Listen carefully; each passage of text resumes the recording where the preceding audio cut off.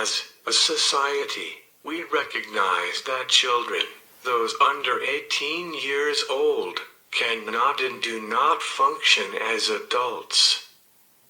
That is why the law takes special steps to protect children from the consequences of their actions and often seeks to ameliorate the harm caused. When children make wrong choices by giving them second chance. The law prohibits people under 18 from voting, serving in the military and on juries, but in some states, they can be executed for crimes they committed before they reach adulthood.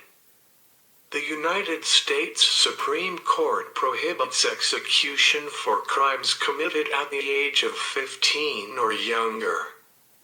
19 states have laws permitting the execution of persons who committed crimes at 16 or 17.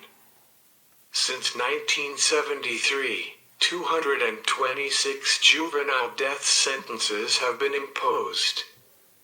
22 juvenile offenders have been executed and 82 remain on death row. Since 1642, in the 13 Colonies, the United States under the Articles of Confederation, and the United States under the Constitution, an estimated 364 juvenile offenders have been put to death by the individual states, colonies, before 1776, and the federal government. The youngest person to be executed in the 20th century was Joe Persons, a boy executed in Georgia in 1915 at the age of 14 for the rape of an 8-year-old girl that he committed when he was only 13.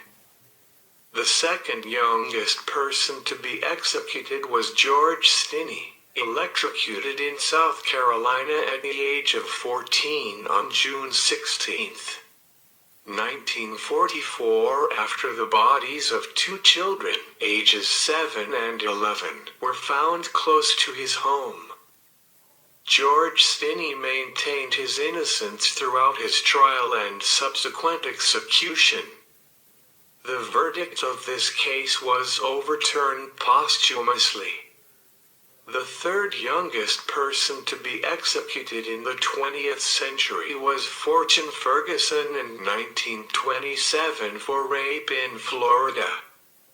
The youngest person ever to be sentenced to death in the United States was James Arson, a Native American, for his role in a robbery and murder committed when he was 10 years old.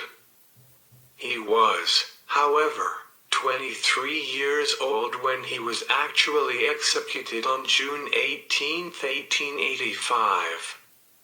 The last judicially approved execution of a juvenile was convicted murderer Leonard Shockley, who died in the Maryland gas chamber on April 10, 1959, at the age of 17. No one has been under the age of 19 at the time of execution since at least 1964. On this video we will discuss 5 juveniles that were sentenced to death and executed. James Terry Roach. Terry Roach was born on February 18, 1960. Terry Roach was the second person to be executed by the state of South Carolina following the 1976 decision by the U.S. Supreme Court reauthorizing the use of capital punishment by the states. He was electrocuted on January 10, 1986, nearly a year to the day following the electrocution of his accomplice, Joseph Carl Shaw, on January 11, 1985, at the Central Correctional Institution in Columbia. He was executed at the age of 25 for a crime committed when he was 17 years old. On October 29, 1977, Roach and accomplices Joseph Carl Shaw and Ronald Eugene Mahaffey spent the morning drinking beer and doing drugs. The three then spent the early afternoon driving around in an attempt to find a girl to rape, according to Mahaffey. After pulling beside a parked car at a baseball field outside of Columbia, South Carolina, Roach aimed a .22 caliber rifle at the car's occupants, 14-year-old Carlotta Hartness and 17-year-old Thomas Taylor. Roach demanded they give them their money and Taylor obliged. Shaw and Mahaffey then got out of the car, took Taylor's keys, and forced Carlotta into the back seat of Shaw's car. Once back in the car, Shaw said to Roach, "Okay, now." To which Roach fired the rifle into the parked car, killing Thomas Taylor. Carlotta was then driven to a dirt road not far away where they demanded she undress. She was forced to perform oral sex on Shaw and Mahaffey and was raped repeatedly by all three. Once they were finished, Shaw then asked who would kill her. Roach volunteered to be the one to shoot the girl. Shaw ordered Carlotta to lay face down on the ground, to which she initially refused and pled with them to spare her life. Eventually giving in to their demands, she put her face to the ground, and Roach shot her several times in the head. Shaw shot her in the head once more, then buried the rifle, bullets, and wallet they had stolen from Taylor. The three then returned to the baseball field to confirm that Taylor was dead.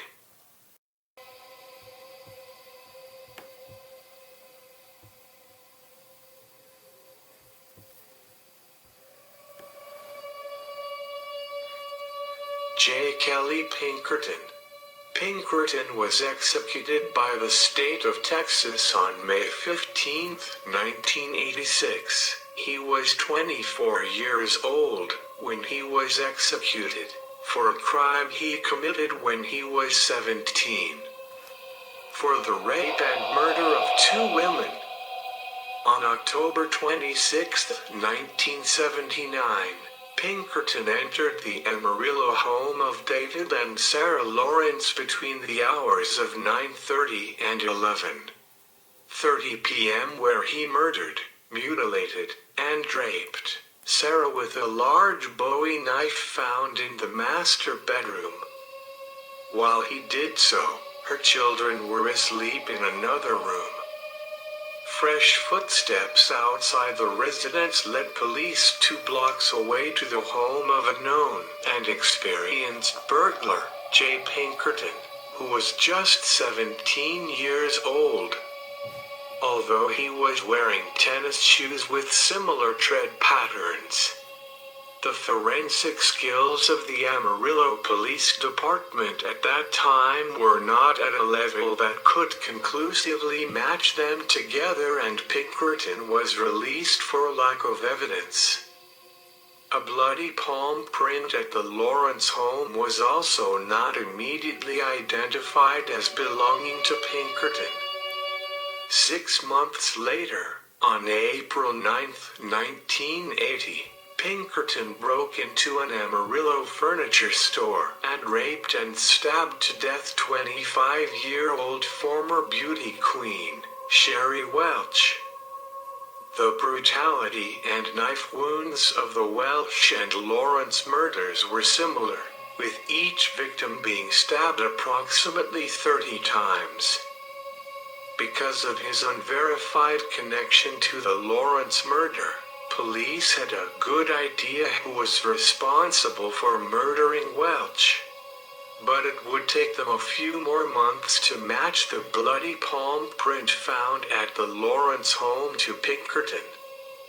He was eventually arrested and paraded on local television on September 26, 1980. Pinkerton, who converted to Islam before his execution, gave a final statement just minutes before he was declared dead at 12:25 a.m. "Be strong for me," Pinkerton told his father, Gene Pinkerton, as witnesses entered the execution chamber. "I want you to know I'm at peace with myself and with my God." He recited a prayer to Allah, the supreme being of Islam. "I bear witness that there is no God but Allah. With your praise I ask for forgiveness and I return unto you," Pinkerton said. "I love you, Dad." At one point, unclear when from official documents, Jay said to his father, "Say goodbye to Mom. Keep your spirits up for me." "Goodbye, Jay," his father said. "I love you, Dad," he replied.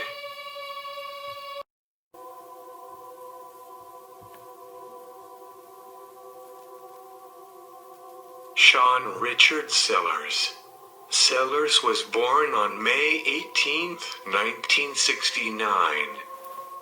On March 5, 1986, Sellers killed his mother and stepfather, Vonda and Lee Belofato, while they were asleep in the bedroom of their Oklahoma City home.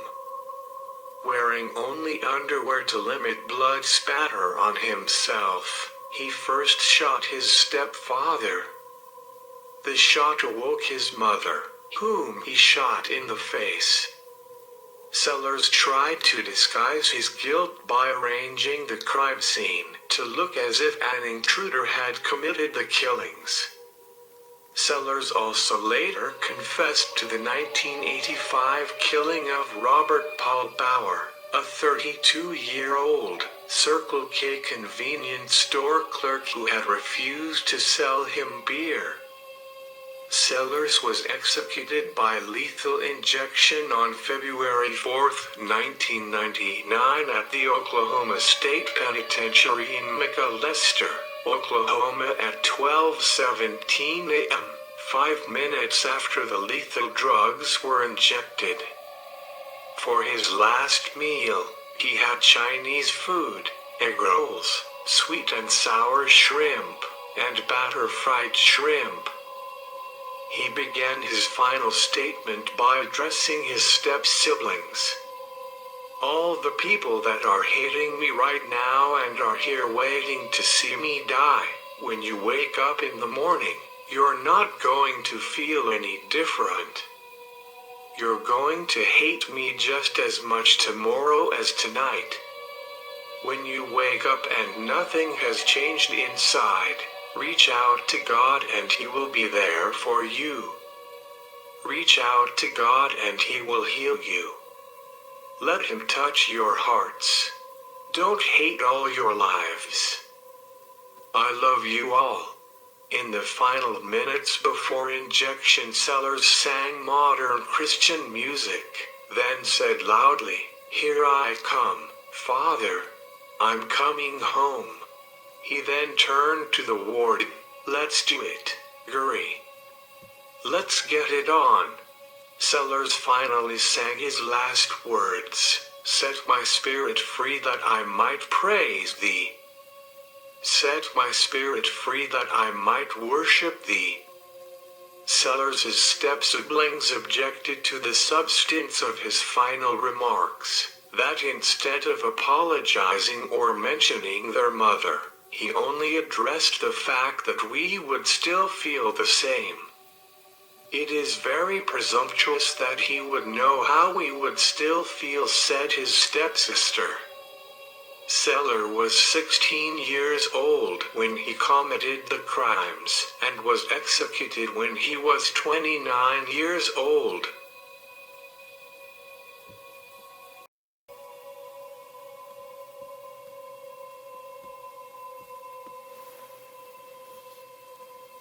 Dalton Prejean.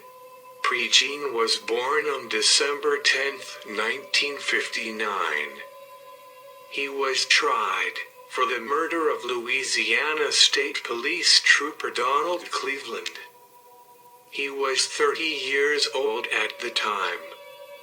The case received international attention because the defendant was a black man convicted by an all-white jury, had brain damage and tested just above mental retardation, and was age 17 at the time of the crime.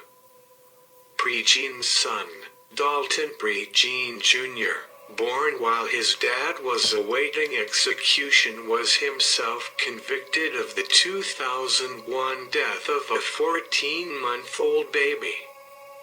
Prejean Jr. is currently serving a 60-year sentence in the same prison his father was executed in.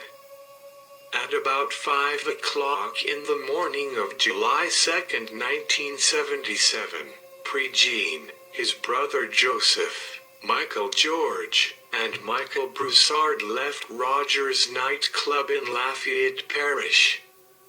The four had spent the night drinking in various lounges in the vicinity. They left Rogers nightclub in a 1966 Chevrolet driven by Dalton, with his brother in the front seat and the other two in the back. The car's taillights were not working, and within a few hundred feet of the lounge, Trooper Cleveland, who was on his way to work driving his police vehicle, signaled the Chevrolet to stop. Prejean and his brother attempted to switch places in the front seat, because the defendant had been driving without a license. The trooper noticed the switch and ordered the occupants out of the car. He told Michael George and Michael Broussard to get back in and began to search Joseph Prejean. Dalton Prejean, back in the car, stated in reaction to the troopers pushing Joseph against the car, over Joseph's protest. "I don't like the way he's doing my brother."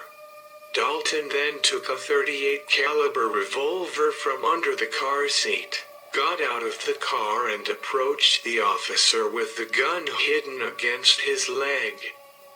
As he neared the trooper, he fired without warning. Trooper Cleveland was struck by 2 bullets and was killed. Dalton and his companions fled the scene, but were apprehended several hours later. On May 18, 1990, Prejean was executed in the electric chair at Louisiana State Penitentiary at Angola.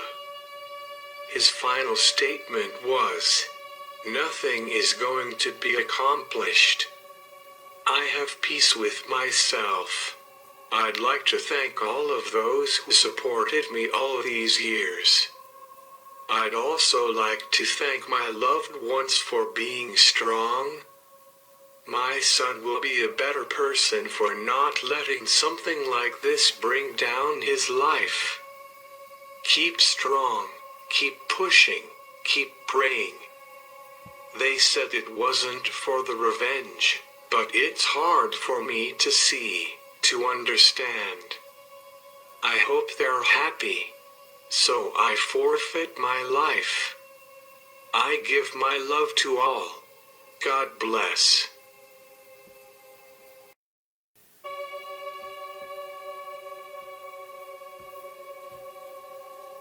Napoleon Beasley.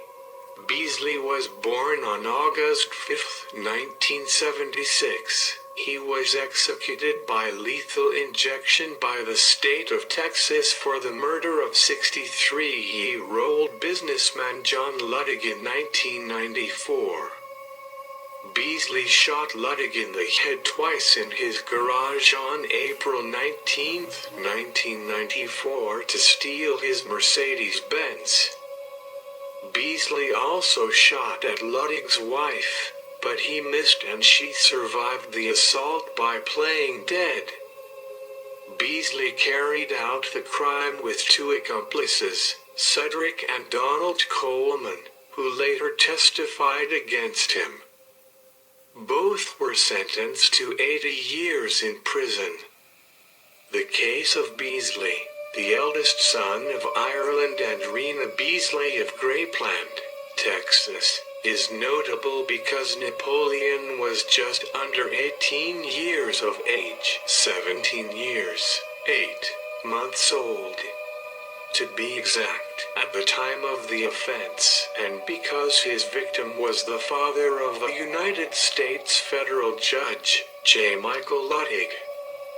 During his appeals to the U.S. Supreme Court, 3 of the 9 justices recused themselves because of their personal ties to Judge Luttig, leaving 6 justices to review the case. Justice Antonin Scalia recused himself because Luttig had clerked for him, while Justices David Souter and Clarence Thomas recused themselves because Luttig had led the successful efforts to gain them, Thomas and Souter, U.S. Senate confirmation to the Supreme Court. He was 25 years old at the time of his executions. Thank you for watching Death Row. Please check out Death Row Executions, hosted by Air, another channel that does similar content.